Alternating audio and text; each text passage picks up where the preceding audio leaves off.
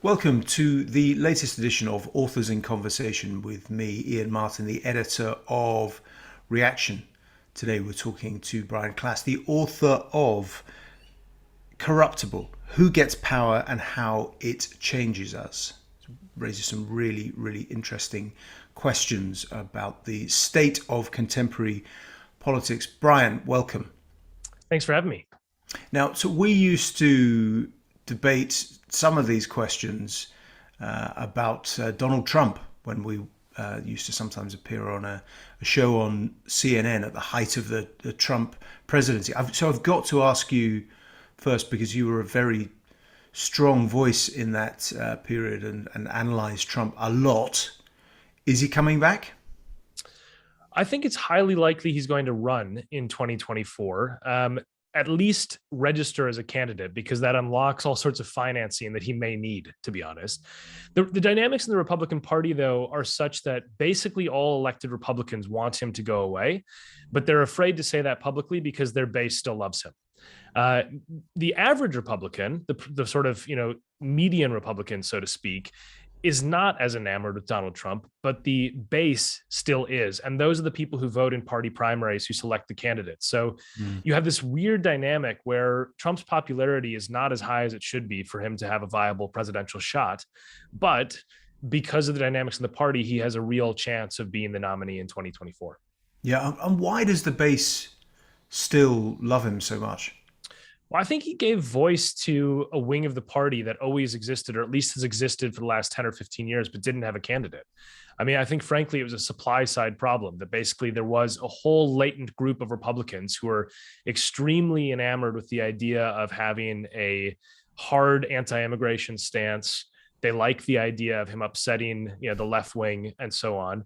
And his style really attracts them much more than, say, a Mitch McConnell, who's a very, very savvy political leader in the Senate for the Republicans, but isn't the same sort of charismatic showman on the stage, so to speak. So, I think there's a group of people who their political identity is Trumpism. And I don't mean this in terms of an ideology. I mean that they like Donald Trump. And those people haven't gone away in the party, even after January 6th. In fact, those people like Donald Trump more after January 6th. So the dynamics in the party are such that, there's a private conversation that Republicans have and a public conversation. And everybody I talk to who has these private conversations with the Republicans says the same thing, that they are ready for him to just disappear and retreat from Republican politics. But that's the last thing that I think he's likely to do at this stage.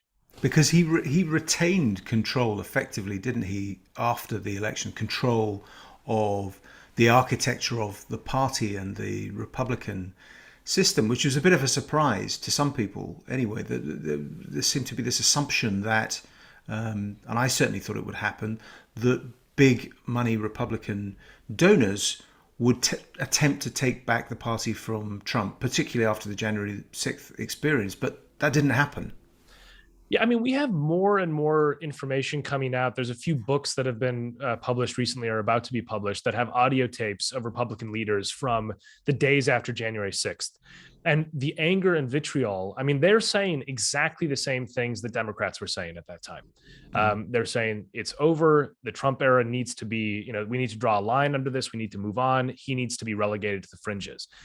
3 weeks later, they completely changed their tune. And the answer is the base. I mean, it's literally just that simple, that they started to understand in the polling that they weren't bringing the voters along with them in condemning Trump. And so to them, it just became a question of political self-interest. You can either lose your seat and go against Trump, or you can sort of, try to thread this impossible needle of accepting Trump while simultaneously trying to say, let's move on and focus on the issues, which is not, frankly, where a lot of the base wants to be. They want to relitigate the 2020 election and the lies that Trump has spread about it. And so, I think it's a very uncomfortable position for some of these Republicans, but I think, frankly, they've made the decision that power is more important to them than them, voicing their private principles, because ultimately they would risk losing power, I think, if they cross Trump too much.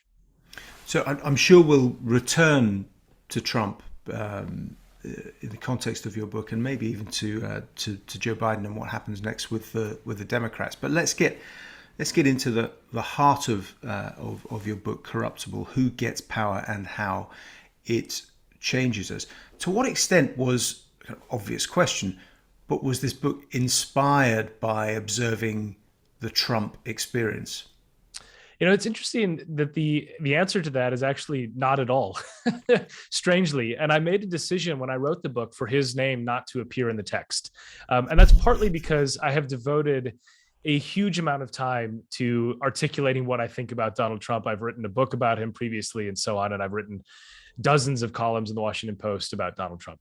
So what actually was the origin story for this book was that I traveled around the world as part of my PhD research and during my research as an academic after that, meeting with some of the most awful people in positions of power you can imagine. I mean, former despots, people accused of war crimes and torture, those who had been tortured by them, cult leaders, etc. And what happened was I would tell these stories of encounters with people that frankly you don't encounter in a normal day, right?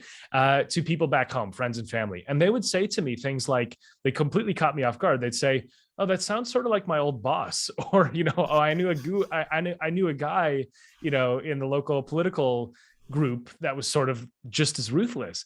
And it stuck in my head because I thought I was having this extremely unusual experience and people were finding some sort of anchor with it. And so I started to think, okay, maybe there's a book here looking at whether this adage by Lord Acton, that power corrupts, absolute power corrupts absolutely, which most people believe to be true, is actually correct. And how it applies depends on the stage of power, the system, all that type of stuff became the sort of task for the book, to understand whether Lord Acton was correct and to what extent we can understand why power corrupts or why corruptible people seek power. And it contains psychology, history, explains human dynamics, and it's rooted in a lot of interviews as well. So there are case studies throughout it. That's fascinating. What's your big conclusion really about that?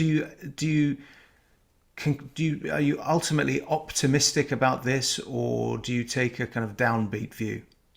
Well, in the short term, I'm pretty pessimistic because I think a lot of the trends are going in the wrong direction. But I think that in the long run, I'm actually a diehard optimist. And the reason for that is because the answer to the question, does power corrupt or do corruptible people seek power, is both. But the secret to unlocking that question is actually in a hidden variable, which is the system. So basically what I mean by that is you're always going to have more corruptible people gravitate towards power. When we have the words power hungry, we mean that as a negative, but what it's actually saying is someone who wants power, right? So those people are going to be overrepresented. Mm-hmm. There is massive amounts of evidence that power does indeed corrupt. It changes your neuroscience, it changes your psychology. The system you're in also really, really matters. And so what I mean by that is, if you have these human tendencies for corruptible people to seek power and for power to corrupt, then you can either dial up those tendencies or dial them down, depending on how you engineer society, depending on how you engineer systems. And so what I explain in the book is all the ways that you can do that better or worse, right? All the ways that you can either amplify those tendencies of power-hungry people to seek and obtain power disproportionately to the rest of us versus, dampening them down and basically blocking the wrong people from getting into power. My conclusion is that we've done a very poor job of thinking systematically about this, which is why most of us look upwards in society in the hierarchy and frankly are disgusted. And I don't mean this as a universal. There's plenty of great people who seek and obtain power. I just mean that there is a disproportionate number relative to the population who obviously shouldn't be there, and they do disproportionate damage once they obtain that position. Yeah. But let's wind just back to the beginning, because you explain how, this has really deep roots in how humans form networks and why they create hierarchies. And you got some theories and some evidence on why people essentially are drawn to corruptible or corrupt figures. What is it really that makes human beings look at someone as a potential leader, initially of the tribe or village, and eventually of a country in the democratic era, and think that they're going to go for someone who has some untrustworthy traits? Yeah, this is fascinating to me because I think the sort of default view in society and indeed in political science is that people are sort of rational when it comes to thinking about leaders. They think, which person has my sort of same interests, which person has the same policies that I support. And what you find the more that you study leadership selection is that there's a huge number of irrational cognitive biases that go into play. So I'll give you one great example. There's a study that was done, and this, it was published in one of the top scientific journals. It's been replicated. It's a very solid piece of research where they asked children at the age of 5 to play a computer game where they had to pick the captain of an imaginary ship.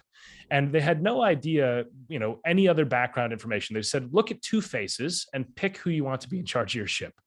And the kids didn't know that one of the faces they saw was the winner of a French parliamentary election, and one was the runner-up, the loser in that election. And yet, overwhelmingly, the kids picked the winner with no other information. When they replicated it with adults, the same thing happened. There's loads of other evidence that we have with height, for example, that taller candidates tend to do much better, particularly when it comes to men. And evolutionary psychologists hypothesize that this comes from a sort of moment of crisis impulse, where if you feel that there is a crisis in your society, you're more likely to gravitate towards the physically imposing male who has the sort of I alone can fix it mentality, and you can follow me and it will be fine. And this notion of evolutionary psychology is rooted in the concept that our brains are basically the same. There hasn't been enough time for our brain structure to evolve from that sort of Stone Age period. And it does make sense when you think about, like, why does Vladimir Putin pose shirtless all the time, right? Why is he trying to do this? He's not the tallest guy, so he doesn't have that going for him.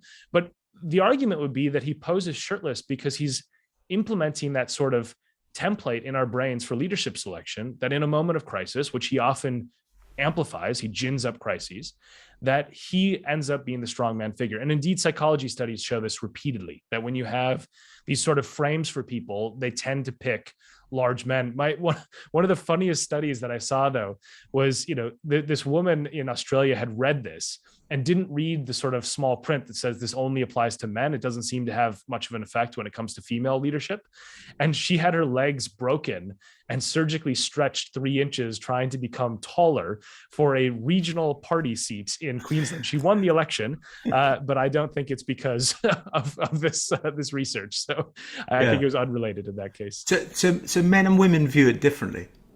Yeah. So there's a lot of research about gender in leadership.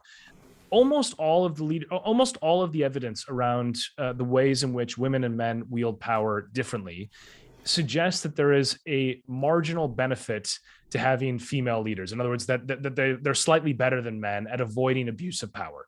But I think there's a real caveat to have here, which is you have to be careful on 2 levels. One is that when you compare female leaders to male leaders, if we're looking particularly at historic examples, female leaders and male leaders don't have the same sort of structures to deal with. In other words, it's often harder for a female to make it in politics. At least, this was certainly true in the past.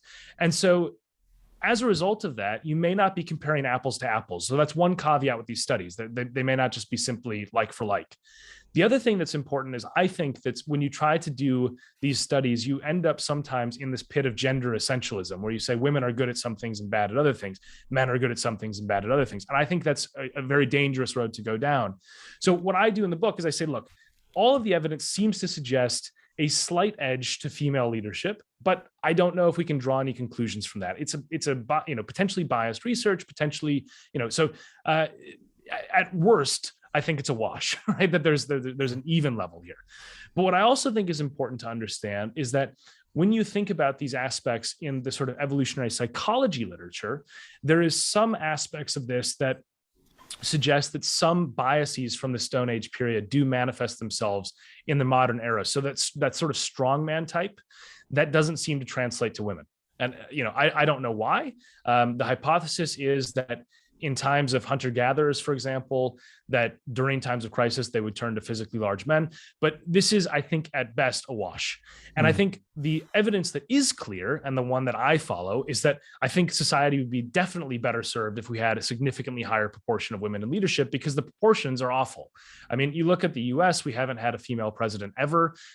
Congress, fluctuates between 20 and 28% roughly female representation. So, it's an abysmal track record. I don't think the answers lie in evolutionary psychology for what we should do, but they can help us understand perhaps why we sometimes have cognitive biases that are frankly stupid and irrational when it comes to leadership selection.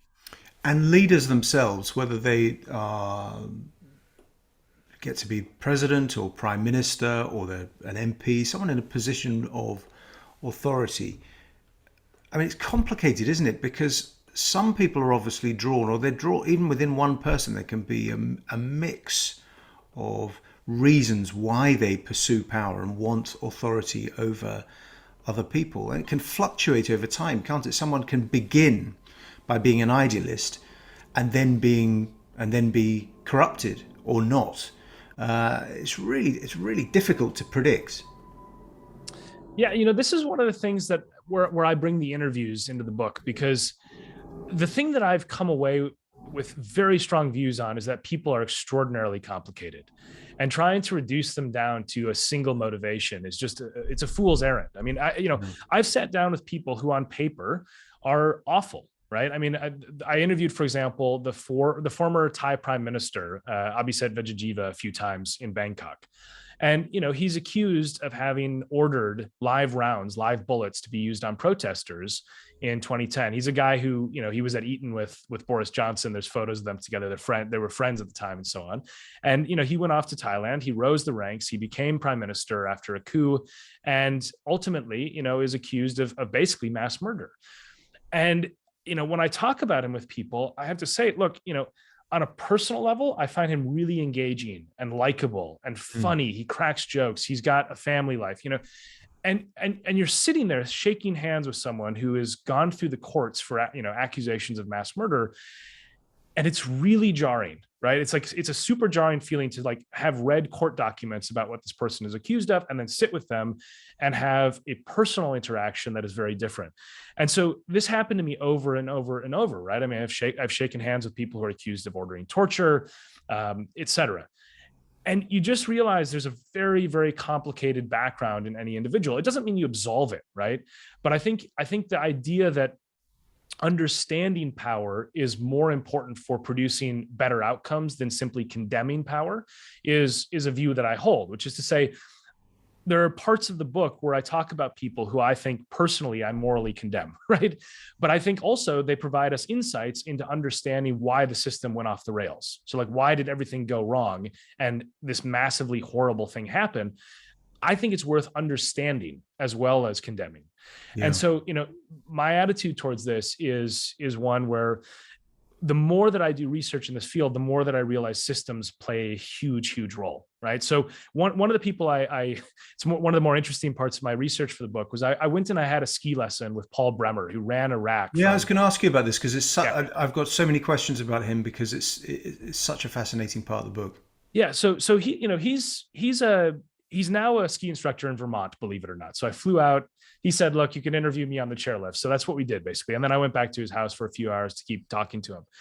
And, he's a guy who is, by all accounts, the popular vision of him is very one-dimensional.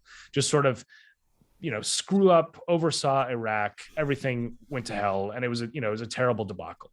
And he should explain, he was essentially landed in, the first person who was earmarked by the White House in 2003 to run Iraq after the invasion. Didn't last very long, was treated very badly, fired effectively, or removed, and then replaced with Paul Bremer, who then had a very, very difficult time, not as difficult as the Iraqis had, but ended up getting a lot of the blame for what went wrong. Yeah, so he's sort of viewed, I think rightly, as the Viceroy of Iraq. He's parachuted in. He lives quite literally in one of Saddam Hussein's son's palaces. He's woken up every day by mortar fire and so on. Now, what I asked him about, one of the things that I asked him about was, there was a New York Times piece right after he took over where somebody leaked the story that he had been floating the idea of shooting looters to maintain order in Baghdad after the invasion. Now, I mean, this is, the idea of shooting people. And he would argue in the leg, not shoot to kill, but he'd say shooting people for stealing a TV to us is barbaric. It's something you could never imagine, a prime minister in this country or a president in the US, suggesting. But what Bremer said to me, and I think he's right about that, is he said everything was different. I literally inherited a dictatorship.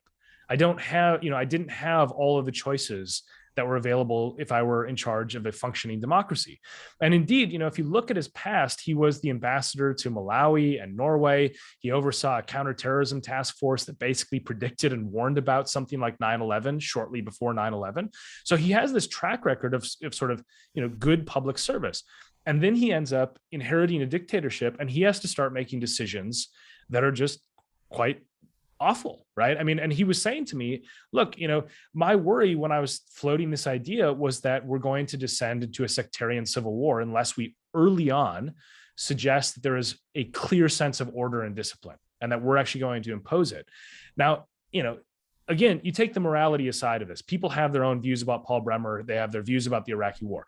What he's saying, though, I think is a really important lesson, which is that you thrust many people, the angels of our society, get thrust into Uday Hussein's palace and say, now run Iraq in 2003. They're not going to behave like angels. And so, to me, the important thing about assessing leaders is you have to factor that in. You have to understand that sometimes people make the best possible decision. And I'm not saying, the looting, I'm not, this is not my commentary personally on this, but there's other moments, you think about Churchill, for example, in World War II, keeping some secrets that led to the sinking of various ships because he didn't want to give away the Enigma codes, the fact that they had broken the Nazi codes. I mean, he allowed lots of Allied sailors to die at various points. That was probably the right decision. I mean, almost certainly was the right decision. And what I argue is that leaders often inhabit worlds in which the least bad option to the outsider looks awful, but may be exactly what we would do in that situation. And I think that aspect of context-specific decision-making and structures around leaders is something that we lose sight of when we just say, this person good, that person bad, because the world is way, way more complicated than that. But then that's also, isn't it, how, and it comes across very strongly in several case studies in the book, particularly in the Thailand case. Leaders tell themselves, just as all human beings do, tell themselves stories, don't they? And that, I suppose, is how you get to the process of self-justification, that you begin by thinking, well, look, this is about protecting order and trying to ensure that society still functions. And by a process of gradually kind of wearing away of constraints, you end up doing terrible things. Yeah, so this is why I think there's a difference between understanding and how you deal with these things. So, for example, with Abhisit, the prime minister of Thailand, I don't think he should get a free pass simply because he viewed his decision of, using these bullets on protesters as the lesser of two evils. He was worried about a civil war starting. That's what he said anyway, right? Now, I think you still have to treat them based on what they did. So you set up positions of power where, there are consequences to doing things that cause significant harm. But I think understanding power allows us to engineer environments where these become less likely. That's my point. So it's not that you sort of throw up your hands and say people in power get a free pass simply because they're in a difficult position. I mean, they are in a difficult position, but they still have to face the consequences of their actions. It's just about, okay, if we understand that the same person, whether they're in Norway or Iraq, will behave in two different ways, then all of a sudden that becomes productive for focusing our attention on fixing the system rather than condemning the individual. Because one of the things I argue is that, if you have these two phenomena, power corrupts or corruptible people seek power, the remedy for those two things is totally, totally different, right? So if power corrupts a good individual to begin with, then you have to fix the system. If corruptible people seek power to begin with, you have to change the people. So to me, the identification of what's actually happening is crucial to reducing the harm that leaders produce. And I think that's a debate that I rarely see. I mean, one of the things I talk about in the book is with policing, for example. And all of the debates around policing in the US, which is, a very worthy debate. I mean, I'm originally from Minneapolis where George Floyd was murdered. And, all the debates are about what the police do, all of them. They're all about, should we have body cams? Should we have training? Should we have de-escalation? My argument is we also have to think about who the police are, who ends up gravitating towards a culture particularly in some of the more egregiously notorious American police departments, where the culture is about a militaristic attitude, a lot of racial bias, and sort of walking around terrorizing people with your gun. And I'm not saying this about all cops in the US, but there are departments where that culture does reign. And those people tend to self-replicate, because if the culture is that you do that, the people who want to do that apply, right? And so I talk about in the book this recruitment video from Doraville, Georgia, where they have the Punisher logo flash on screen, right? This is this vigilante who tortures criminals. And then they drive around in a tank in military fatigues, tossing out smoke grenades and firing their weapons. And, it's like, who applies to be a police officer when that's the recruitment video?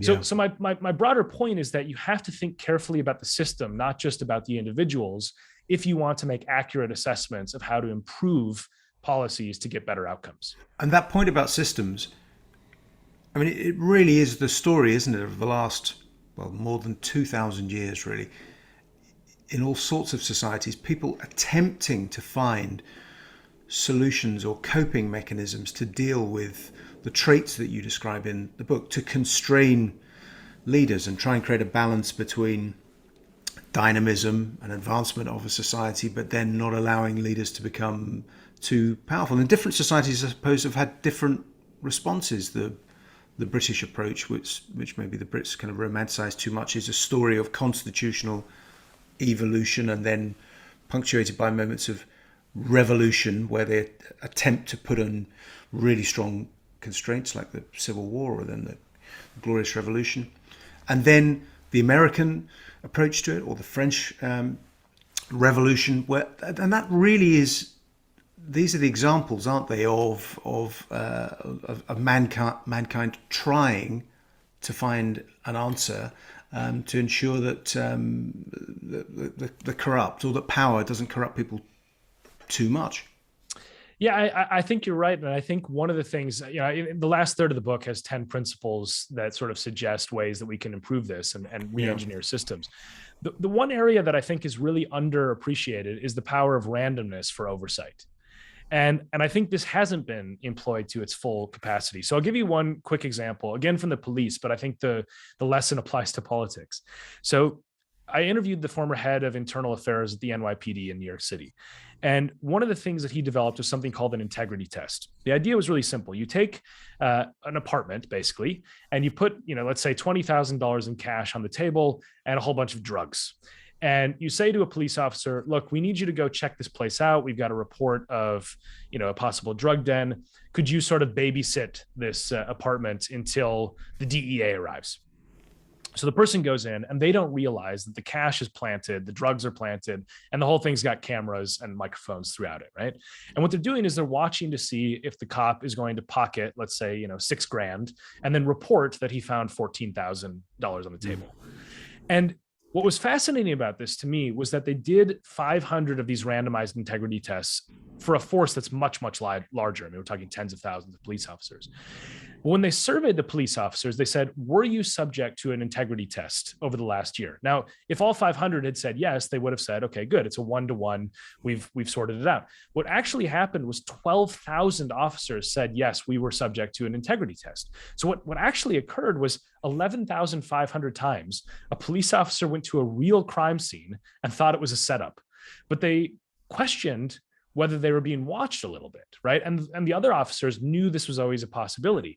So with a very small intervention to a tiny proportion of the force, they created this sort of concern about abuse of power, the risk of consequences, which I think balances the playing field between like a dystopia where we're constantly monitored all the time versus people in power facing a randomized risk occasionally. And I think for politics, for example, you could imagine an organization or some sort of either government institution or journalist outlet that tries to basically get contracts from the government with fake companies, tries to grease the wheels with lobbyists. And every so often, there's one of them in there in the sort of, as you go for bidding or tender, that's fake, trying to see if they can get the minister to give out the contract to the wrong company for the wrong reasons.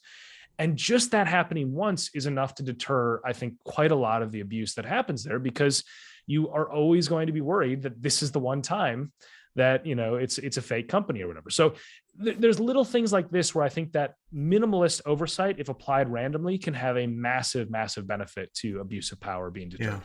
So you have your 10 rules, but do you think, and I'm speaking primarily here of the US and Western democracies, do you think the situation in terms of that integrity deficit, or these traits that you describe, corruptible traits, is the situation worse now than it used to be, say 50 years ago, or are these just consistent themes and traits across human experience? Yeah, I mean, it's such a difficult question to answer, because I think that we get much more visible confirmation of things that were going on in the shadows in the past. In other words, I think that corruption has more oversight than it did in the past. There's more journalistic investigation. There's more whistleblowing. So that's one aspect of it. Why you see it more is because we're looking more. And But social media as well, flagging that consistently. Sure. Yeah, there's lots of reasons why it might be more visible. I think that the aspect of corruptible behavior in politics is universal through history. I think this has happened all along. What I also think is that corresponding to the looking for corruption and the oversight expanding is that we can actually do much better, right? I mean, what I think is clear is that we haven't exhausted any of the options that could yield a world in which we look for corruption and don't find it. And I think, to my mind, the thing that I found so maddening in researching the book is there's loads of examples of interventions in which modest changes yield major, major dividends and reduce corruption, reduce abuse, and they're not tried. I mean, the recruitment example is a perfect one. It's like in New Zealand, they tried very, very hard to change the perception of the police department in their recruitment ads, and they got a massively different pool of candidates. And, it didn't take much work. It was just, how do we portray the police is going to affect who applies. So to me, there's a lot of low-hanging fruit around politics, business, positions that have abuse of power. And also, the other thing that's happened since the pandemic is the amount of surveillance technologies that have been deployed to watch, people working from home. In the US, for example, there are some companies that have sensors they put in their chair of their employee to make sure that when they say they're working from home, they're actually sitting at their working from home desk. I mean, it's learning all the wrong lessons, in my view, because when Enron gets brought down by a corporate scandal, it wasn't the person who took a 5-minute extra lunch break. It was the person who wasn't surveilled, in the corner office, who was embezzling. And so we've built systems that look at the powerless people far more than the powerful in a lot of ways when it comes to that sort of oversight in business and companies and so on. And so, my view is that we have to just sort of rebalance things to be able to have a system that both exposes corruption when it happens, but also does a much better job of deterring it and getting better people, less corruptible people in there in the first place. Do you think the notion of setting an example really matters here? I'm thinking, for some random reason, of Boris Johnson. How does Boris Johnson and what's going on in UK politics fit into all of this?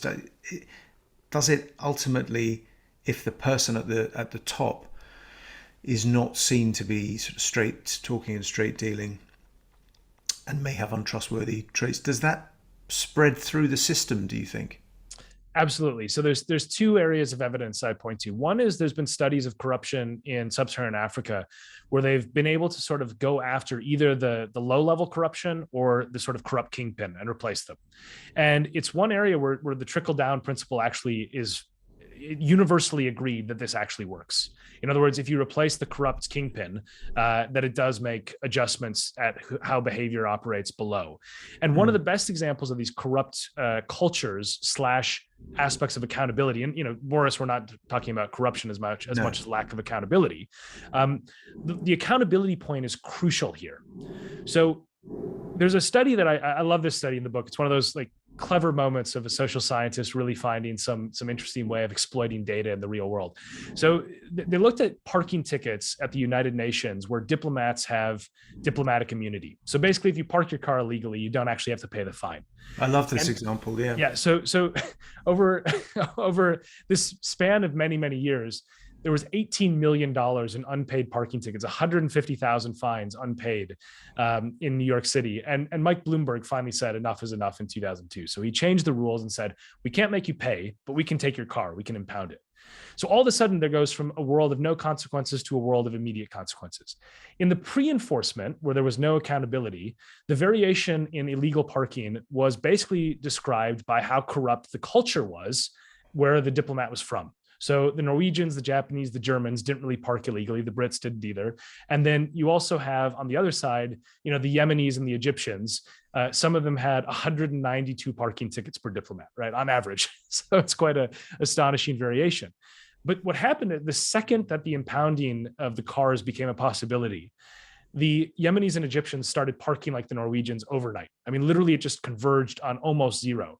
But, and this was the other really clever wrinkle in the data, if you look at time, the longer a Norwegian, a Japanese person, a British person lived in New York and understood they could get away with things, the more they started to park illegally. So, it's like, it's a perfect parable for, I think, how, the translation to British politics is, if you have toleration of behavior that otherwise would be sanctioned outside of politics, then you're going to have more people skirt the rules. Now, I'm not one of these people who thinks that if Boris Johnson persists, in power, that it will turn Britain into a bastion of corruption and horrible behavior exclusively. I'm saying that it has an impact. Now, how much of an impact? We don't know. But I think it's clear that the debate over accountability in politics is one worth having, because it is obvious, based on all these other data points that we've studied, that accountability at the leadership is highly visible, and it sets the tone for how lower people in the hierarchy tend to behave and what they think they can get away with. And also the other thing I liked about the New York example is it shows that enforcement works, but enforcement of very simple, straightforward, clearly understood rules, rather than sort of excessive regulation, something which people can understand in simple terms. Do you think there's a problem with political recruitment, particularly at the moment? I tend to think of the American system there being something broken in the transmission mechanism, that America, I've said this before on this show, seem to have a particular genius for matching the right person to the right moment in a crisis or a war, finding leaders and someone to be president and take positions in other senior roles. Has something gone wrong? Does it apply to the other democracies as well? If you look at the UK or Germany, there is this discontent on the part of voters who complain that they're being given not particularly appealing choices. Last US election is Trump versus Biden. The last British election is Boris Johnson versus Jeremy Corbyn. Boris Johnson wins that very convincingly, but it is against Jeremy Corbyn, and that's the Labour Party, the party that produced Tony Blair, Gordon Brown, Jim Callaghan, great figures like Clement Attlee, but ends up with Jeremy Corbyn. Is something going wrong, that the wrong people are being attracted to seek political leadership? Yeah, so I think this has gotten worse, in my opinion, and I think there's two reasons for it. One is a reasonably straightforward reason about normal, ordinary, decent people who want to make a difference bowing out of political positions and not seeking them in the first place, because it's just such an ugly business. I mean, I say this from personal experience. I was the kid who, wrote, "I want to be president" when I'm 10. And by the time I was 15, I was disabused of that idea, right? It's sort of just, it's such a cesspool in American politics. You have to constantly raise money. Your family life is terrible. It's just an awful level of sort of, really difficult things to deal with. And I also saw this with, my mom. The reason I got interested in politics at a young age was because my mom was a school board member. She ran for the local school board. She got elected. I mean, in the pandemic, when school boards were just trying to implement public health advice, and you can debate whether they did the right or wrong thing. They were just trying to follow directives from the state board of health, for example. They faced death threats. They faced harassment. Their children faced abuse, and so on. And I think we've engineered a society in which going into public service is an unattractive thing for most people. And I mean, by most people, I mean people who are not power hungry. In other words, if the power is not the payoff, then you're going to have people who just think, yeah, I do want to help, but is it really worth it? Whereas if the power is the payoff, then you say, yeah, I can deal with this. It's worth it. And Yeah. the second thing is, I think the systems that you engineer determine the people you get. So, I mean, the US system is perfect for this. We started this conversation talking about Trump and the base. I mean, when I worked in US politics, I co-managed a campaign for governor in Minnesota 12 years ago. And what was fascinating is when you're trying to identify people to target for your messaging and so on in the primary, you're basically going for the diehards, the extremists, because they're the people who vote like clockwork in the party candidate selection primaries where, the turnout's really low, frankly. So what do? You end up with candidates who have been picked by the people who are most likely to vote in a turnout election where it's maybe 10 to 15% of the electorate, and therefore the 10 to 15 most politically motivated, often extreme, pick the candidates, and then you wonder, why have we ended up in this situation? The other thing that the US has going on that's totally broken is uncompetitive districts and gerrymandering. So, I did the math in 2016 when everyone was sort of saying, why is it we have all these, awful candidates, and why don't they compromise ever? You look at the districts in 2016 in the House of Representatives, there's 435 districts. I think 407 of them were uncompetitive. So, you think about, how can you lose your seat in the House of Representatives in the US? Well, compromise, because the only election you can lose is the primary, where somebody further to the left, if you're a Democrat, or further to the right, if you're a Republican, will challenge you and beat you because the extremists actually like you more. So we've engineered systems that basically amplify the people who are power hungry and extreme in politics, and also end up engineering a world in which compromise is punished. And you think, why is the US broken? I think that's a pretty good starting point for explaining, why the system is so hopelessly messed up. Plus, I mean, in the US, the money in politics aspect is horrific. So it's a constant fundraising. To what extent, though, and I know America, I was going to ask about religion, really, but I know the American situation is complex because religion seemed to play a really big role in politics in the late 90s and shaping the politics of the 2000s. But maybe there's a shift, actually, and maybe America is becoming a bit less religious. But the writer Ian Leslie wrote a piece recently in his newsletter tackling the idea that social media is to blame for a lot of this, and saying that he thought, on balance, presented some interesting evidence that it's the decline of religion which has really reduced the quality of our politics and public discourse and how we think about power. And I hadn't quite thought about it in those terms. Is it true? Is it that the decline of mainstream religion in a country like Britain helps explain why people don't have a kind of code or a frame of reference to refer to, which is ultimately ethical or designed to do all sorts of things in terms of social control, but it does at its heart have, in the best cases, rules for how to live in an ostensibly ethical way? So I don't think it's that simple, because if it were, I mean, the US is far more religious than many counterparts in Europe. And yet, rates of abuse of power and corruption are very, very low in some of the most secular countries in Europe. What I do think is true is that you have to have some sort of thing to replace the role that religion used to play in politics. If you're going to have a decline of religion, because you need to have a civic culture that creates this sense of meaning and purpose and the glue that holds social trust together. So, for example, one of the things I talk about in the latter part of the book is this idea of accountability and how religion produced that in leaders throughout history. This idea, it's presented in a book called Big Gods by an anthropologist out of Canada, who basically argues that in the past, you had really weak civic institutions. So we're talking, you remember that the sketch in Monty Python where King Arthur meets some peasants and they have no idea who he is. I mean, that was how it was, right? I mean, for the average person, you often did not know you were part of a kingdom that, people were negotiating over or fighting over hundreds of miles away, potentially. So how did you decide to behave well? Well, you decided to behave well because you were worried that you would go to hell if you didn't, right? And the church produced the role that modern policing exists in the sort of accountability aspects, where you have the state that punishes wrongdoing. So on the accountability aspect, religion used to have a major role, I think, in producing better behavior, because Even the kings thought that they would go to hell if they behaved badly, right? You have now replaced that with a secular state, but then you have to think about what is the social trust that creates a community. Well, in the past, maybe it was religion. In the present, in some countries, that's still the case.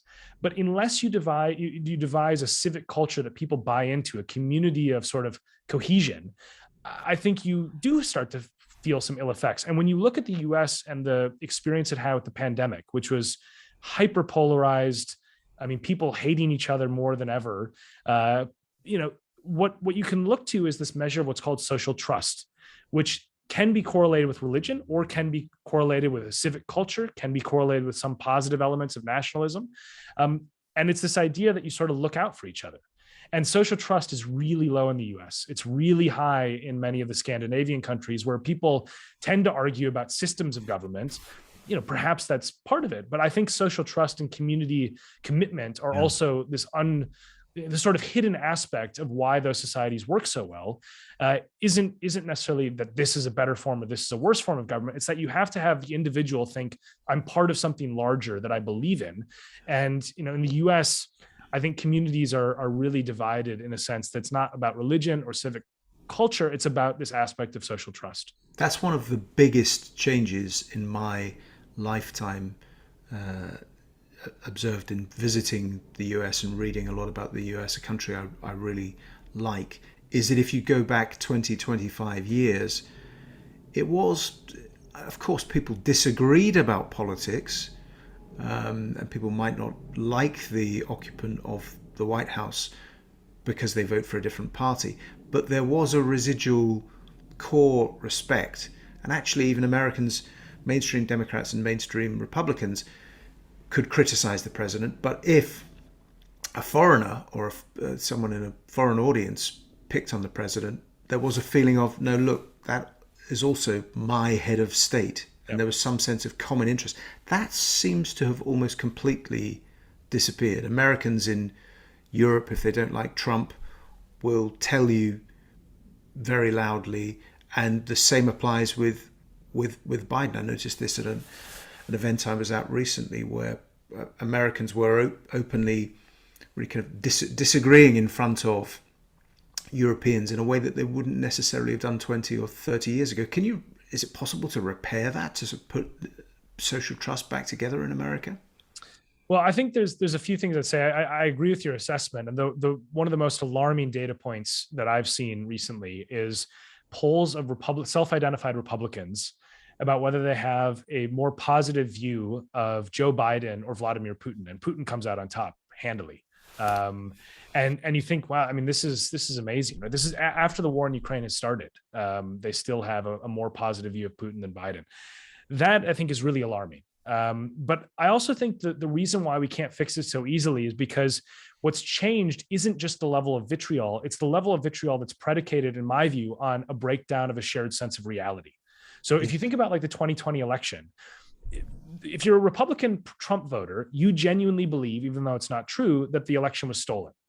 And therefore, you can't countenance the idea of thinking that Biden is a legitimate president. If you are a Biden voter, you think that Trump is the worst thing that's ever happened in the country, right? I mean, at least in the last 20, 30 years. And therefore, you think that these people are trying to destroy your country. And this shared sense of reality is just broken down. When you think about what democracy is at its core, it's a system that is really good at its best at forging compromise. But compromise requires a recognition of the same problem, right? I mean, you can't usually in a normal functioning society, you have a problem, and then two sides debate how to solve it. In the U.S. currently, you don't have a recognition of problems. One side is saying that the number one thing we have to deal with is how race is depicted in schools, and another side is talking about aspects to do with I don't know. I mean, more bread and butter issues like Biden is talking a lot about the economy. And they're just at cross purposes because they can't agree on what the problem is that needs to be addressed first. And so my view is that social media has deserved that sort of corrosive, label for the sense of reality, because it silos people into worlds in which they're just simply not even debating the same problems. Whereas, when you had like 3 news networks where everybody tunes in at 6 o'clock to watch the various, news hosts, they're all looking at the same problems. They just might have different attitudes about how to solve them. Precisely. People agreed on the basic facts generally. I suppose that started to shift. I always think that it starts to shift in the 70s. Maybe it's a product also of the big state, the development of the war state, having to, the mighty state having to keep secrets from the public. Maybe it's a function of that. For, as you mentioned earlier, valid reasons to secure victory. But the US state doesn't really have secrets as such before the First World War. But by the time of 1944-45, with the nuclear program, it started to develop a zone of activity that has to be kept from the public. Now that may end up breeding, I mean, it's understandable and necessary. It's how a modern state works to an extent, and as long as there's accountability, that's fine. But it does breed a suspicion, which you start to see come into popular culture, don't you, in America in the 60s and 70s and 80s, that they are hiding something from you. I think it also requires, doesn't it, losers' consent. That's the key thing, isn't it, in a democracy, that you have to have a point at which people say, well, I'm really annoyed that my side lost, but they did lose. Mm. Yeah, and I think that aspect with the 2020 election in particular is one of the things that is just really, really driving a rift in US politics. Yeah. You have a situation in which, again, this is a private-public divide. Republicans know, and we have tapes of them talking about this, they know that Trump lost. I mean, you know, and there one of the things, U.S. elections have plenty that is flawed about them in terms of the corrosive money in politics aspect, the gerrymandering. There's loads of things that we can criticize about the conduct of U.S. elections. What they're very good on internationally is tallying the vote. They're you know, the Florida thing that happened in 2000. I mean, okay, you can agree or disagree with the ultimate outcome of that, but they're within 0.001% of the accurate vote count in almost every election. And I was part of a recount in 2010. And, you know, I mean, the total vote share that shifted in our election was like 28 votes out of 2.1 million that after they did a hand recount. I mean, it's just so accurate. So to my mind, what's happening is you have a political public benefit to lying about the election to voters who believe that the election was stolen, and a private acknowledgement that it wasn't. And that, you know, again, it's this sort of short-term, long-term aspect. It's like on the short term, maybe this is rational for these individuals. If they're motivated by power, they're going to get reelected. They're going to get through their primary. But in the long term, it's exactly what you talk about. It's that we've now gone past a point of no return, in my view, where it's now totally acceptable for senior political leaders to say things that only extremists on the fringes of parties used to say without evidence. Yeah. And I think that's the thing that, you know, it's just, that's why when you said earlier, am I an optimist? In the short term, I'm very pessimistic, particularly about US politics. I think it's likely there's going to be violence around elections most of the time in the foreseeable future. And I think that the long run is one where if we deal with these problems, I'm quite optimistic. There's the fundamentals for a very, very functional society, but you have to think carefully about how the systems are designed. One final quick question. We talked earlier about Trump and the possibility of Trump running again and his hold on the Republican Party. Final question. What the hell happens with the Democrats? They can't really run Biden again. Seems that Harris is unrunnable. What other options do they have? Well, I think there's, so we'll deal with those questions in two parts. One is whether Biden runs again. I don't know if he will. You know, he is up there in age, certainly. And so there's going to be real questions as to whether it's a good idea to have 4 more years at that age. He's already, you know, the oldest president. So there will be that debate. And there will be a debate internally in the party about whether somebody should try to primary him if he does try to run. So that would be very dangerous for the party's prospects. I wouldn't count out the idea of just because, you know, if Kamala Harris doesn't get the nomination, that the Democrats are in trouble. They have a pretty deep bench. And one of the things that's always worth keeping in mind is, you know, we're sitting here in 2022, more than 2 years before the election. In 2006, very few people knew who Barack Obama was. Yeah. And so the nature of US politics relative to British politics is that they don't always have the obvious people, particularly because of the state system. So governors will come out of the woodwork that international observers have never heard of, but actually did a good job running their personal state or whatever. So, I don't have anyone specific in mind, because a crystal ball 2.5 years out is a poor thing to do for a political scientist, but it is something where, my view is that if we end up in a Trump versus any Democrat matchup, it's going to be a very volatile period. And the 2024 election could be a very violent one as well, which is, something that I'm very worried about going forward. And I was worried about the 2020 election. I mean, I wrote a column effectively predicting that something between the election and the inauguration that was political violence would occur. And, it was just the dynamics are very dangerous. There's not a lot of guardrails on US politics at the moment. And it's a very worrying time to watch your own country. I've lived in the UK for over a decade, but it's coming apart at the seams. And it's really, really scary to watch this breakdown in things that sort of worked pretty well for the last, several hundred years, now just completely falling apart. Mm-hmm. Brian Klaas, thank you very much for joining us on Authors in Conversation. Brian Klaas, author, academic, and we've been talking about his latest book, Corruptible: Who Gets Power and How It Changes Us. Thank you for a fascinating discussion. If you're not a subscriber to Reaction on YouTube, just hit the subscribe button.